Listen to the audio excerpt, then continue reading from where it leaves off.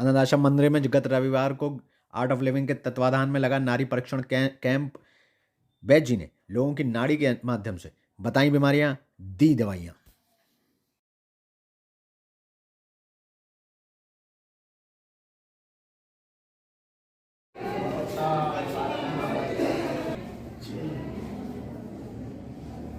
पैसा दे दे, गमला कौन दूध लाएगा आलस में।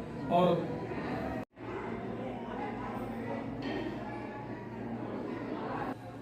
हेलो, ऐसी नहीं शायद कुछ ज़्यादा तो नहीं है,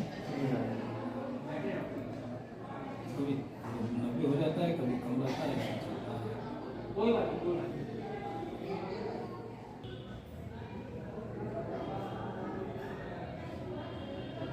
नमस्कार, ये बरेली का सबसे प्रमुख मंदिर है आनंद आश्रम, जिसके बारे में आप सभी लोग जानते हैं। और यहाँ पर मौजूद हैं आर्ट ऑफ लिविंग के कुछ लोग जो आज नाड़ी परीक्षण कैंप लगाए हुए हैं यहाँ पर, और तमाम लोगों की जितनी भी उन्हें मर्ज है उन सब का निवारण कर रहे हैं। हमारे साथ डॉक्टर हैं अनुज टंडन जी और आदरणीय महाराज जी हैं यहाँ पर। तो अभी महाराज जी की नाड़ी आपने हमारे विजुअल्स के माध्यम से देखी कि उन्होंने नाड़ी चेक करी। मैं पहले महाराज जी से अनुभव पूछना चाहता हूँ, उसके बाद डॉक्टर साहब से आपकी बात कराऊंगा। महाराज जी, कैसा अनुभव रहा? पहले तो ये बताइए, नाड़ी परीक्षण को कैसा मानते हैं आप, कितना सही है? क्या ये हकीकत में जी को देखकर मुझे ऐसा याद आया जिसमें लक्ष्मण जी को शक्ति लगी थी। आजकल के डॉक्टर लोग, जाओ गरीब आदमी कोई है 10,000 का चेकअप कराओ जाके, लेकिन इनको देख, ये नाड़ी देखकर हमको बता दी हमको क्या क्या तकलीफ है। मैं तो आश्चर्य में पड़ गया कि मैं कहीं त्रेता युग में तो नहीं हूँ क्या। जैसे नाड़ी जानी वैद्य ने, गति जानी कविवीर, नाड़ी देखकर सुखेन वैद्य ने बता दिया लक्ष्मण जी को सुबह होने से पहले सजीवनी बूटी लाओगे तो बच जाएंगे। तो हमको जब सुबह जो है अनिल अग्रवाल जी ने कहा कि महाराज जी दिखा लो, तो हम कहे अरे रहने दो, क्या दिखाएंगे, नहीं जाओ अच्छा डॉक्टर साहब दिखा लो। जब आए, इतने सरल हैं टंडन जी और इतना एक्सपर्ट, इतना इंटेलिजेंट, और नाड़ी जैसे ही पकड़ा हमको बोला महाराज जी आपको कब्ज है क्या, आपको कब कोल्ड है क्या, आपके पैर में दर्द होता है क्या। एक क्रमशः जो इन्होंने बताया, एकदम हमको लगा ये तो कहीं सुखेन वैद्य जी टंडन जी के रूप में नहीं आ गए हैं क्या। बड़ा आनंद आया और बड़े सरल भी हैं। ऐसा डॉक्टर हमारे हिंदुस्तान में हो जाएंगे तो फिर जो है गरीबों के मसीहा हो जाएंगे। हमारे साथ वैद्य अनुज टंडन जी हैं। जैसे आपने देखा कि महाराज जी ने इनके बारे में बताया कि ये सुषेण वैद्य की प्रतिलिपि लेकर एक तरह से इस प्रकृति पर हैं यहाँ पर, और उन्होंने हाथ देखकर उनकी तमाम समस्याएं बता दी। मैं अनुज जी से पहले ही जानना चाहूँ, अनुज जी पहले तो ये बताइए नाड़ी तंत्र क्या होता है? ये हम लोग नाड़ी, हालांकि शुरू में वैद्य ऐसी देखा करते थे जैसा हम वेदों में पढ़ते हैं या पुराने महाकाव्यों में पढ़ते हैं कहीं ना कहीं, लेकिन नाड़ी में ऐसी क्या चीज़ होती है जो हम छू कर देखते हैं या पकड़ कर देखते हैं या चुन कर देखते हैं? वो क्या चीज़ देखते हो आप?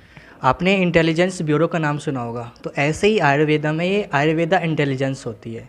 हमारी वात पित्त कफ 3 प्रकृति होती है, और ये प्रकृति हमारे जन्म के समय से निर्धारित हो जाती है। हमारा शरीर 5 तत्वों से मिलकर बना है, क्योंकि हम पढ़ते भी है कि सर्वधर्मम पंचभौतिकम। तो आकाश, वायु, अग्नि, पृथ्वी, जल, ये 5 तत्व होते हैं। जिन तत्वों से अधिकता होती है जन्म के समय में, उसी से हमारी प्रकृति का निर्धारण होता है। जैसे वात प्रकृति होती है वायु की अधिकता से होती है, पित्त प्रकृति होती है अग्नि तत्व की अधिकता से होती है, कफ प्रकृति होती है जल की अधिकता से होती है। तो जन्म के समय में ये तत्व अधिक मात्रा में रहेंगे, उसी से हमारी प्रकृति का निर्धारण होता है। तो 3 फिंगर हो रही है हमारी, फर्स्ट, मिडिल और रिंग फिंगर। जहाँ वात, ये फर्स्ट फिंगर होती है, इससे हमें वात का पता चलता है। मिडिल होती है पित्त का पता चलता है, और ये मध्यम अंगुली जिसको हम रिंग फिंगर बोलते हैं, इससे हमें कफ का पता चलता है। तो इनको रखने से सूक्ष्म जो भी दोष होते हैं बॉडी के अंदर, उनका पता चल जाता है। ये डॉक्टर साहब ये बताइए कि ये केवल आयुर्वेद से ही इसका हल सुनिश्चित है इन मर्ज़ों का, या फिर अंग्रेजी और होम्योपैथिक या सारी के सारी ट्रीटमेंट भी करने पड़ते हैं? देखिए, आयुर्वेदा सबसे पहले प्राचीन पद्धति है हमारी, जो सूक्ष्म प्राचीन समय से चलती आ रही है। पहले के जो वैद्यगण होते थे, वो नाड़ी परीक्षा के द्वारा बॉडी के अंदर हो रहे सूक्ष्म से सूक्ष्म चेंजेस को बता देते थे। लेकिन आज जो चल रही है एलोपैथ पद्धति, जहाँ इसके साइड इफ़ेक्ट बहुत ज़्यादा देखने को मिलते हैं। लंबे समय के लिए हम चीज़ों को लिख देते हैं, लेकिन उसके बाद में साइड इफ़ेक्ट देखने को बहुत काफ़ी मिलते हैं। तो मैं तो यही अपील करूँगा कि आप अगर इमरजेंसी पर्पज़ से आप ट्रीटमेंट करा सकते हैं तो वहाँ तक आप सीमित हैं, लेकिन अगर लॉन्ग टर्म के लिए आप यूज करना चाहते हैं तो आयुर्वेदा सबसे बेस्ट है। तो जो श्री के जो हमारे प्रोडक्ट हैं वो कितना बेनिफिशियल रहते हैं तमाम मर्ज़ों में? आप तो शुरू से देख रहे हैं ये प्रोडक्ट, और आम तौर पे और आयुर्वेदिक दवाई हैं उनमें भी कैटेगरी, तो ये कितना प्रभावी हैं, वो कितना कम प्रभावी?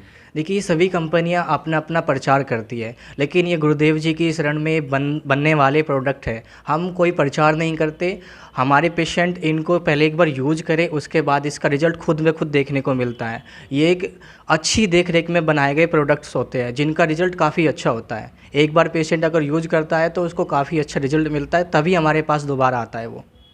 तो ये किस तरीके की दवाइयाँ यहाँ पर मिलती हैं, किस किस तरीके के रोगों से संबंधित होती हैं? जैसे यहाँ पे शुगर हो या फिर थायराइड हो या कोलेस्ट्रॉल हो या फिर जॉइंट्स पेन हो, एसिडिटी हो या फिर IBS बीमारी हो, आपको कितनी भी बीमारी हो, सभी का उपचार आयुर्वेद के माध्यम से संबंध है। आयुर्वेद से अगर हम निकलते हैं तो और इसमें किस तरीके की दवाइयाँ मिलती हैं? मतलब कैप्सूल फॉर्म में होती हैं, गोली फॉर्म में होती हैं, सिरप फॉर्म में होती हैं, वो किस तरीके की दवाइयाँ? देखिए यहाँ पे हर जिस पेशेंट को प्रॉब्लम होती है कि मैं चूरन नहीं खा सकता, मैं टैबलेट नहीं खा सकता, मैं सिरप नहीं पी सकता, तो उसके लिए अलग अलग कल्पनाएं बनाई गई है। जैसे चूर्ण फॉर्म में बना है, जो कोई चूर्ण से परहेज करता है उसको टैबलेट फॉर्म में दे सकते हैं, कोई टैबलेट से परहेज करता है तो उसको सिरप फॉर्म में दे सकते हैं। तो हर कल्पनाएँ के रूप में यहाँ पे मेडिसिन उपलब्ध है। तो अब तक इतना समय हो गया आपको पेशेंट को देखते हुए, कोई ऐसा अनुभव बताएगी किसी पेशेंट को बहुत ज़्यादा कोई ऐसे रोग रहा हो और वो आपकी बीमारियों दवाइयों से या आपके द्वारा जो आपने राय मशवरा दिया उससे वो ठीक हुआ? हाँ जी, मैं अभी एक केस डिस्कस करना चाहूँगा कि एक केस था हमारा मेदांता से। वो किडनी पेशेंट था और उसको CKD काफ़ी लेवल था, CKD का पेशेंट था, क्रिएटिनिन काफ़ी लेवल था और ICU से निकला था वो पेशेंट। तो उसको 3 महीने लगे, लेकिन अब उसका क्रिएटिनिन बिल्कुल ठीक है, बहुत अच्छा पेशेंट है। वो डायलिसिस की ज़रूरत नहीं पड़ी? डायलिसिस थी उसको, लेकिन अब वो डायलिसिस से मुक्त हो चुका है। तो क्या केवल नाड़ी से ही हम ये भी बता सकते हैं उसकी किडनी खराब है या सही है? जी बिल्कुल, नाड़ी के माध्यम से सब कुछ संभव है। मैंने बोला ना आयुर्वेदा इंटेलिजेंस, तो ये सब कुछ सूक्ष्म से सूक्ष्म रोगों का पता लगा लेता है। और मैं आप अपने दर्शकों को बताना चाहूँगा कि चाहे मैं हूँ चाहे कोई भी व्यक्ति हो, जनरली हम सबका जो शेड्यूल होता है वो बड़ा अलग अलग होता है, अलग अलग सबका होता है। किसी के खाने का कहीं समुचित समय नहीं होता, सबका, मेरा भी नहीं और लोगों का भी नहीं होता। इसी कारण से लीवर के रोग या पेट के रोग होते हैं। और सही कहा वैद्य जी ने कि पेट से ही सारे और भी सारे रोग बनते हैं, एक रोग से और सारे रोग बढ़ते हैं। तो सबसे पहली बात जो उन्होंने सबसे महत्वपूर्ण बताई, खाने के बीच में डिफरेंस बना के रखिए, कुछ घंटों का गैप बना के चलिए, इंटरमिटेंट फास्टिंग करिए, खाना कोशिश करें घर का खाएँ, स्वस्थ खाएँ, हेल्दी खाएँ और सप्ताह में 1 दिन का उपवास अवश्य रखें। अगर ये सारी चीज़ें आप लोग ध्यान रखते हैं और आयुर्वेद का ज़्यादा सीमित मात्रा में आप उसका प्रयोग करें बाकी सारी दवाइयों की अपेक्षा, बहुत इमरजेंसी हो बात अलग है, लेकिन वैसे आप आयुर्वेद पे ही आप फोकस करिए और आयुर्वेद को ही लीजिए।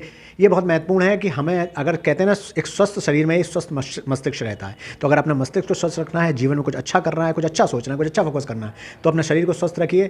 पहला सुख निरोगी काया, तो बहुत आवश्यक है कि आपकी काया यानी आपका बदन, आपका जिस्म, आपका शरीर जो है वो स्वस्थ रहे।